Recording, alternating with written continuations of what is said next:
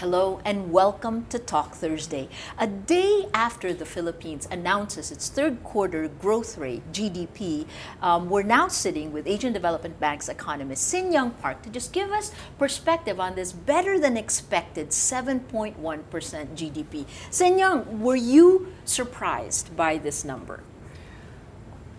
In a way, it's a positive surprise, but I think most economists that have been at least expecting 5-6% growth for the third quarter. So yes, it is clearly on the upside, but it's not way sort of far beyond the expectation either. So This is the third quarter where, first quarter it was 6.4%, second quarter was 6%, third quarter 7.1%. Is this sustainable in your views? at least I think in the near term, the Philippine economy is going very strong, and the new number gave a very good confirmation of how strong the Philippine economy is going now. What's behind the strength of the economy? The growth figures that we've seen are fairly well balanced across all sectors, across generally all spending components as well. The agriculture, industry, services sector all sort of posted relatively strong growth, and then you see the strong growth in the government consumption, private consumption.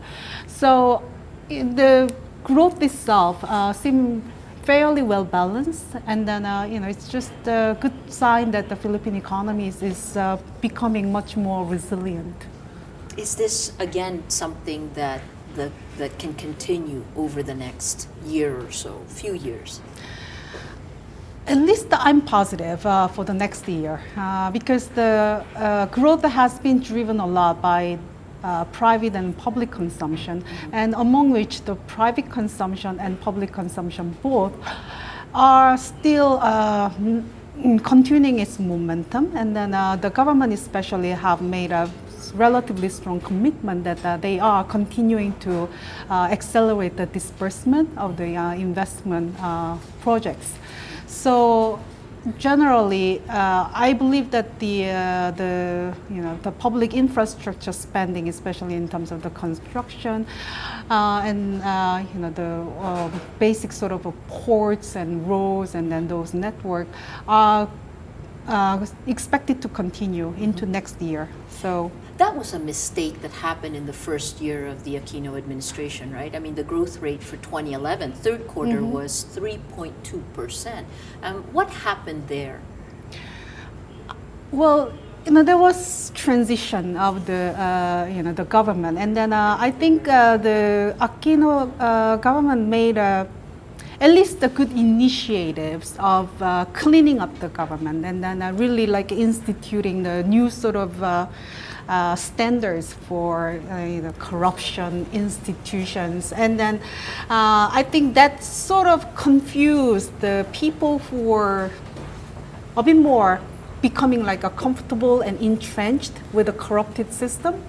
So I think it kind of delayed the disbursement of a lot of the investment projects that there were people who were much more accustomed to the older system, and then now you're introducing a lot of new sort of standards, and then they are really tackling very hard in terms of the corruption, like a procurement system, the judiciary system. So I think it's a bit of an adjustment period, and then. In your mind, did the government do the right thing? I mean, it spent less in 2011, but it did clean up, it seemed, the disbursement systems. Is that the right thing? Is that part of what's restored confidence, it seems, in this country? Well, it's hard to say if it's right or wrong, but I would definitely say it was a necessary thing. Interesting.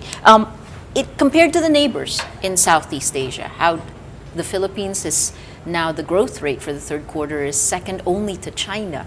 It's the top performer in Southeast Asia. Very positive, yeah. Again, is that a surprise? Well, the growth figures itself, I mean, it's a really high number. I mean, it's, I think it was only in 2010 there was over 7%. It came down again in 2011. So the growth figure is really positive, and then it definitely is on the upside. Yes. And how do you see Southeast Asia? Has it been impacted? I mean, we've seen global figures. The mature economies in the West have seen their growth rates decline significantly, and we've seen the Euro crisis this year really batter other parts of the world. How has this affected Southeast Asia, if it has affected it at all? Well, definitely the countries that have been feeling the effect of the global financial crisis, and then followed by the Eurozone crisis. But in a way, the countries do differ in their fundamentals, and then even right after the global financial crisis, the countries with a strong domestic base, such as Indonesia, China, Philippines, did relatively well, weathering down this effect of the global financial crisis. So I think this is continuing. The countries with a strong sort of domestic momentum, they really show the resilience despite the slowdown and a drop in the external demand. And what does this high growth rate mean for Filipinos? Does it trickle down? Eventually it will. Where would that all the income go? New income is being generated. The key would be, in fact, the education and infrastructure. As of now, the Philippines has not been successful in tackling poverty and then income inequality, despite relatively high growth over the past several years already. So you do need to really see why it's not linking to the job creation. Why isn't it linking to the income of each and every household in the Philippines? Right. And a lot of economists that have already pointed out this. Significant sort of weakness in the infrastructure that always has been quoted as a bottleneck, the Philippine economy. Also, we've noticed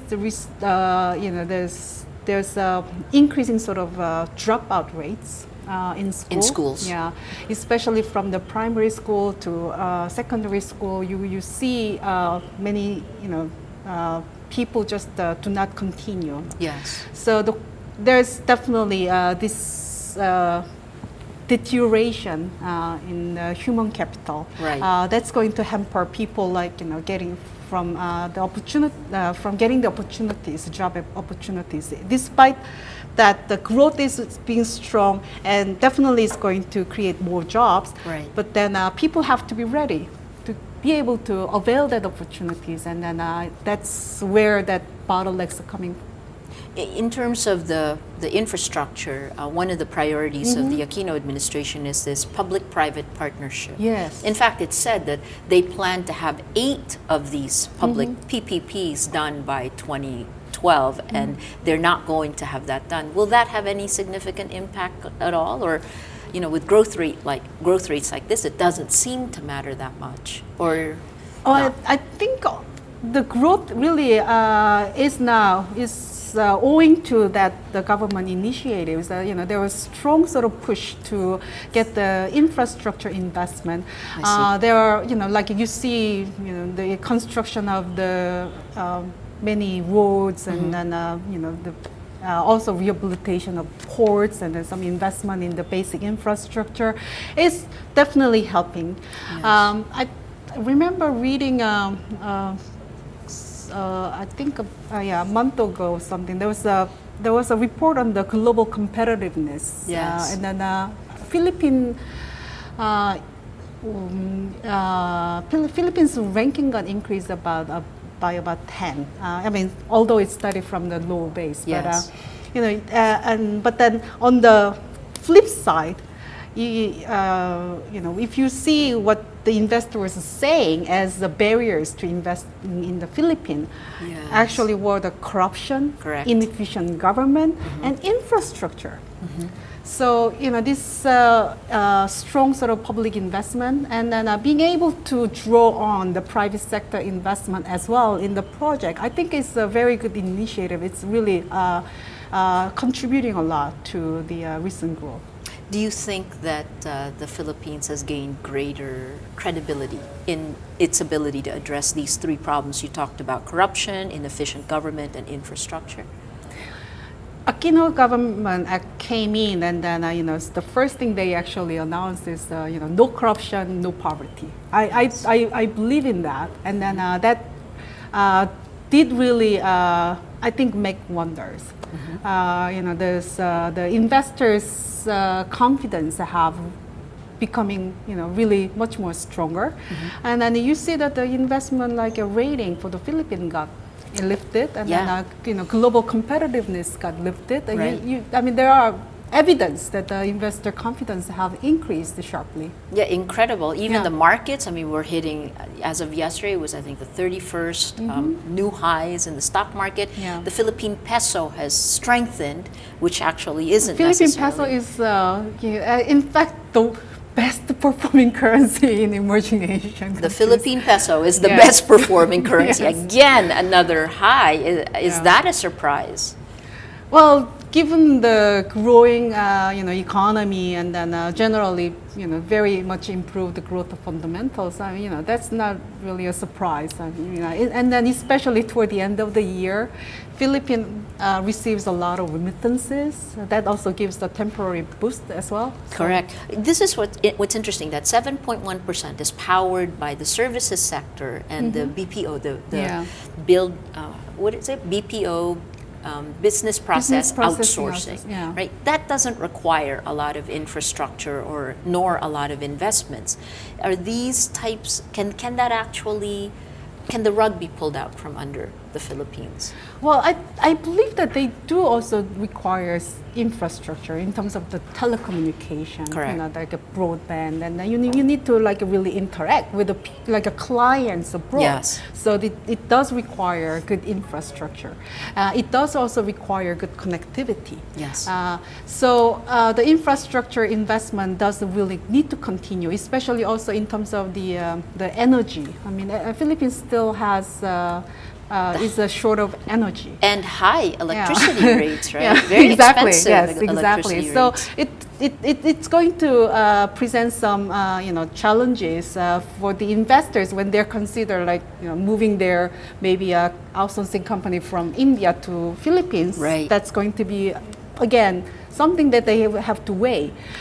So the good infrastructure is a very good element for boosting those industries.